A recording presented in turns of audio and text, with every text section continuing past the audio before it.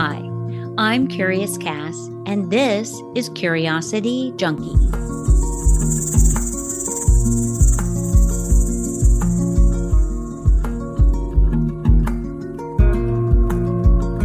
Happy New Year's Eve.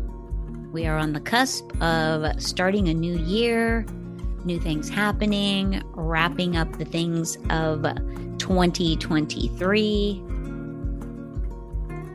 I just have to take a deep breath and a sigh for a second. 2023. What a year it has been. I'm not even really sure that I would say it's been a bad year or a good year. It's just been a year that felt so busy, like constant moving, going. I feel like my anxiety levels have been elevated this year. Just a lot of stuff going on. First, let's do a little recap of the podcast, and then we'll talk a little bit about the personal life of 2023 and then what I'm looking forward to in 2024. So, for the podcast, Buzzsprout is where I host my podcast, and they send out kind of an overview, a recap of your year in review. And I always find it really interesting because I just assume people in Kansas City are listening because that's where I'm from. I don't really take into account that my voice is all over the world. So it's kind of fun to see one, what the top episodes were, and then what countries and what cities I'm in. First off, top episodes. Number 1, the interview with Guru Dahan, and we talked about trauma, PTSD, addiction, and then his healing journey. It was a great conversation. I want to say it was a little over an hour. So interesting, his life. Really amazing. Take a listen. That was the number 1 downloaded podcast. Number 2, Belonging is Lifetime Work. That one was really just me kind of reflecting on belonging. It's a pretty short one. Absolutely give that one a listen. And then Father's Day, my favorite memory, and in quotes, someday. That one kind of speaks to my dad. Someday. That was his favorite word. Literally, he used it all the time. And I think why it really stuck out when I think of my dad is he had a list of inventions that he wanted to make happen. He had stories that he had in his head for each of the grandchildren. He was an amazing storyteller. Grew up listening to him tell stories. When we saw him playing his guitar, they were stories of Cowboy Mo and Cowboy Joe. They were basically stories for us girls who had gotten in trouble or something we were dealing with. We had no idea. We just loved listening to him tell us stories. But he had all of these beautiful things that he was going to do someday. And that is my most fond memory of my father because he never did any of it. His inventions are still written on a pad of paper. He has since passed. And the stories, thank goodness, I just am so grateful for the time that I got to spend with him in Georgia in and around 2018, 2019. And he was telling me about these stories that he had in his head written for each of the grandchildren. I pulled out my phone as he had told the first story and I missed it. And I realized this might be my only opportunity to record these. And so I pulled out my phone and hit record and recorded his voice telling those stories, which was so fortunate. And it's just so beautiful. And then I have taken those and edited them and put them in an MP3 and sent them out to my sisters for them to share with their children because it is my dad's voice telling the story that he in his head while driving to work created for this grandchild or groups of grandchildren together. Then number 4 was with author Michelle Dowd. She wrote the book Forager, Field Notes for Surviving a Family Cult. Very interesting. Culture, a real thing. They're still happening today. And I love these stories. I think this is my favorite thing about talking to people. Every single one of us have stories. And most of us, I'm not going to say everyone, but most of us come out of it on the other side in a better place. It was like we needed to go through this so that we could be whatever we needed to be. And her story is amazing. She's doing amazing things today. Recommend checking it out. Get the book and have a listen to the episode.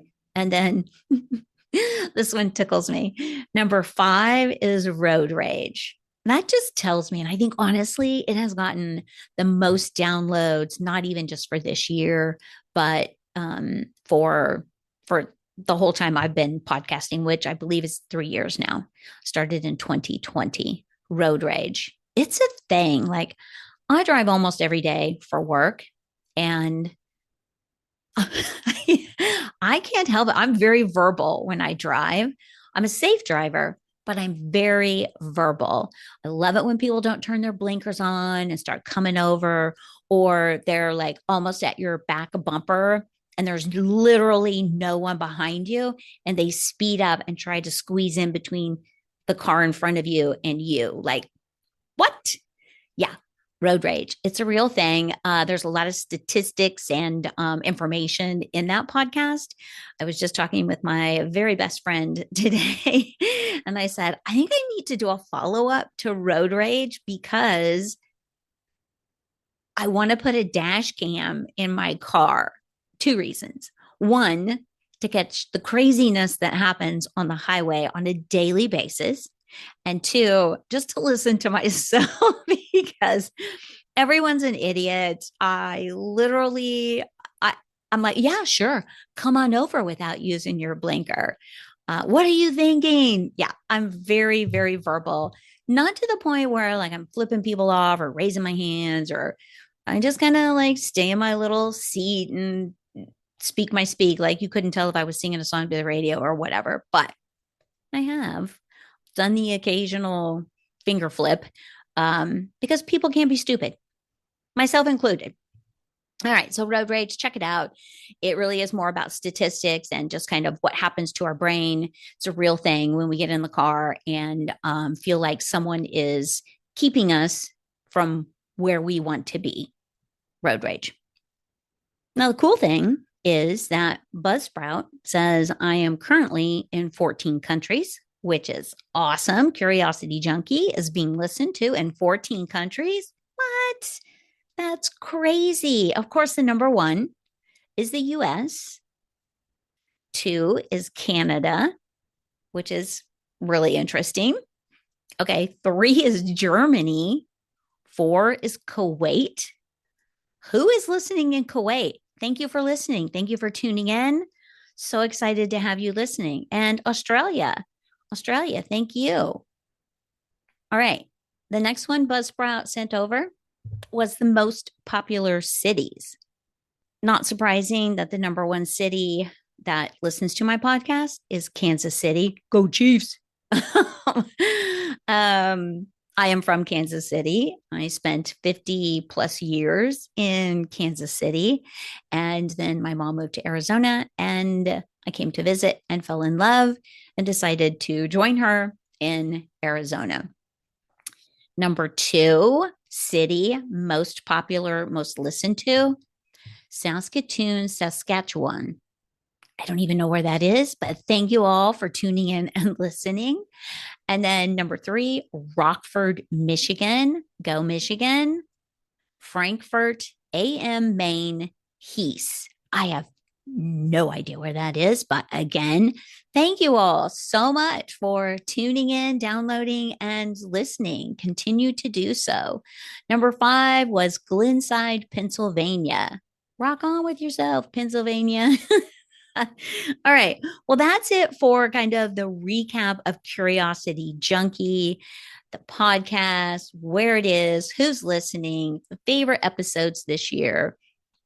I just want to say a huge thank you to everyone who continues to indulge my creative outlet, to say thank you for downloading, for listening, for sharing, for leaving your reviews. The podcast is extremely therapeutic for me.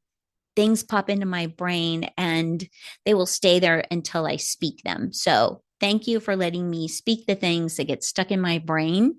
It is an amazing creative outlet for me, and I do crave a creative outlet. So thank you so much for tuning in, listening, and downloading. And then on a personal note, we have to recap, life in general, right? 2023. I don't know what it was about 2023, but it just felt spirally. It felt spirally from the beginning of the year until literally the end of the year. Spiral. I also like to think of like that wobbly, like a Weebles wobble, but they don't fall down. Yeah, I know I'm dating myself, but still, it's just that unstable three. It's the number three, spirally. Okay, personal note 2023. 2023 definitely had its ups and downs in the personal life. Not all good, not all bad. Like it was a good year. I shouldn't say like spiral doesn't mean it's a bad year for me. It just means like the words that come to mind for spiral are chaos and anxiety, unstable. Those are three great words. That's what 2023 literally felt like for me. And I think that comes with change. I had a lot of change in 2023, all of it really good, but change is hard. And it does create that maybe a little bit of like insecurity because the unknown.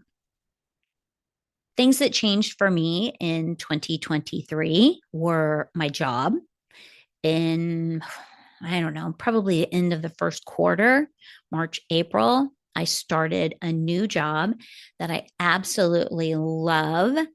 They say that you don't leave your job, you leave your boss. And I think for the first time, that is absolutely true. Well, no, I shouldn't say for the first time.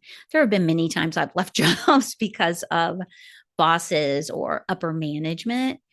And I'm glad I did. This new job has been amazing. Again, though, it's a new job. So you're constantly learning something new. It takes at least a year, maybe two, when you step into an upper management position to really feel solid and grounded in your role and the company, all its policies and procedures. So that's been a challenge.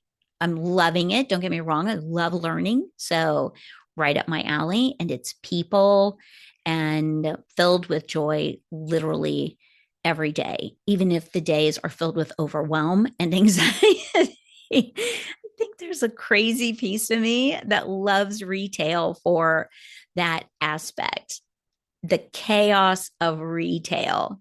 I think I'm addicted to it. But anyway, the new company, their mission is to bring joy one bite at a time. Now, who wouldn't love working for a company that's their mission? Next, relationships. Yes, we all want them. Some of you have them. They seem to elude me. I do like the thought of being in a relationship, but conversations with my daughter, she has said, I hope you don't mind me sharing this left one. She has told me, I think the perfect relationship would be each person having their own home, possibly attached with a walkway. You go to one place, somebody cooks, maybe you spend the night, but you literally get up and walk and have your own space. You get to decorate it the way you want to decorate it. It is your space. It's not a shared space, it's your personal refuge, your space. And I go, that is beautiful. Yes. Find the person that wants that. That is your soulmate. I'm like, and the more I think about it, I go, how perfect. Let's say you've got a snorer. You're not going to sleep good. Separate bedrooms. I had a lot of people say, yeah, we sleep in separate bedrooms. There's nothing wrong with that. Why do we shame that? Why not have separate homes? You don't feel like cooking or you don't have the capacity to be tolerating another human being, you just say so. Hey, I got nothing tonight. I'm going to go be in my space. Enjoy your evening. and you go do your own thing. I don't know. I think it's a beautiful thing. Maybe that's what I need, my own space where I can go and visit somebody else and then come home and be with my own things, sleep in my own bed, and decorate my own house. I will say this, the relationship ended beautifully. We are very dear friends. I value his friendship, his partnership, and we still go and do things together and talk on the phone. Not all bad. Like I said, it's not like it was a bad year, just a year filled with change. And when you end a relationship and you live with someone, that means even more change. So I got an apartment, which I love. I was very excited about having my own place. It has water, like a little pond lake with ducks and turtles, and I absolutely love it. I got to decorate it in the colors that bring me absolute joy, which right now are gold and like a sage green or a forest green. Love it. It's absolutely beautiful. I do enjoy living alone. Took me a long time to get to the comfort of enjoying time with myself. I will say there are many moments where I come home and I'm like, oh, I so want to share my day with someone that either I'll call my daughter. Sometimes she's available, sometimes she's not. I'll try my mom. And if no one's available or I don't really want to bug anyone, I just talk to myself. So I think that's the downside of living by yourself. When you do want someone to be there, it's not there. Now, that doesn't mean I don't enjoy living alone. I'm just going to say it again. I absolutely love it. The peace, the serenity, the freedom to not have to say yes to things that you don't want to do, events, people outings, like any of that. You get to choose. You don't have to compromise at all. Lovely. But there is something to the compromise as well. Double edged sword? I guess so. The next thing I think about 2023 that felt wobbly, maybe filled with anxiety, and I'm not really even sure why, was like the self care piece. I did not really do a lot for my own mental health because it was so full of change and new things that I found myself just kind of in that mode of just keep moving forward, taking each day as it came, deal with that today. I think I found myself several times saying, Somebody would say, "How are you?" And I'd be like, "I'm fine. Everything's fine. It's fine." I actually got a shirt that says that. My meditation practice fell off. It was hit and miss. Like I had really good weeks and I had good months, but then something would happen that would just wig out my morning routine. And then that tends to spiral. And so no consistency, which creates the unstable, wobbly anxiety for me. So getting back to that practice of every morning getting up, having my coffee, grabbing my journal, so important for my mental health, sitting down, playing my favorite piece of music on Insight Timer. I have a couple. Sonic Yogi is one of them. He does the intro, outro music now. Thank you, Sonic Yogi. You know I love you. Consistent self care is kind of a priority for me in 2024. I just love saying 2024 and know that sounds crazy, but four, that's just such a strong number. Okay, we're going to get into that. So in 2023, like I mentioned, I did lose my dad and my stepmother, and they passed within about a month of each other. I know that happens a lot in older couples who have been married for as long as my dad and my stepmother were married, 54 years. That is a lifetime for some people. So kudos to them. They did enjoy each other's company. They were happy. They laughed. And I think honestly, they were still in love up to the point where my dad passed. And I do believe that she died of a broken heart. Like I said earlier, not super close with my dad. Close, don't get me wrong. Close, just not the typical father daughter relationship where, like I said about my mom, if she were to pass, it will devastate my world. My dad was just like the uncle passing. I'm sorry that he's gone. Yes, there were tears, but I didn't see him on a daily basis. Never did. My mom, yes, that will be devastating. Mom, you're living to be, 110. That would be great. Maybe I pass before you do. That's a terrible thing to say. But mom, I love you. Thank you for all you've done. So I mentioned 2024. Something about when you say four, it's strong, it's solid. Maybe it's because it makes me think of a square. I've always been a square person. I like a square mirror. I like a square anything. I'm not a big circle fan. To me, a circle feels like chaos almost. Spiral.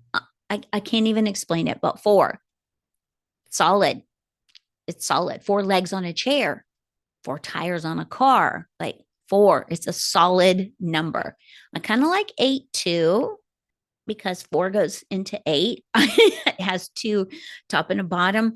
I don't know. Literally crazy thoughts here, but I'm just sharing. I'm being vulnerable. My actual favorite number is 14. I know I first identified it as my favorite number my junior year in high school, powder puff football. We were getting jerseys. Someone said, you need to pick a number and a name for the back. Okay. So I did 14 and Kermit because I was into the Muppets at the time. I loved me some Kermit and Miss Piggy. But 14, my number was 14. Why I chose it, I have no idea, but it is still to this day my absolute favorite number on every lottery ticket I ever buy. Not that I buy a lot, maybe I should buy more. But something I have noticed, and I've thought about this many, many times in different years as the new years roll in, that the years that are ending in a four or an eight tend to be years that powerful things happen in my world. And when I say powerful, I mean like they tend to be really good, solid years.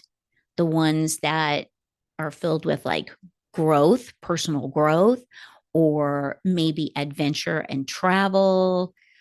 They could be self-discovery years, but those years have always ended in a 4 or an 8.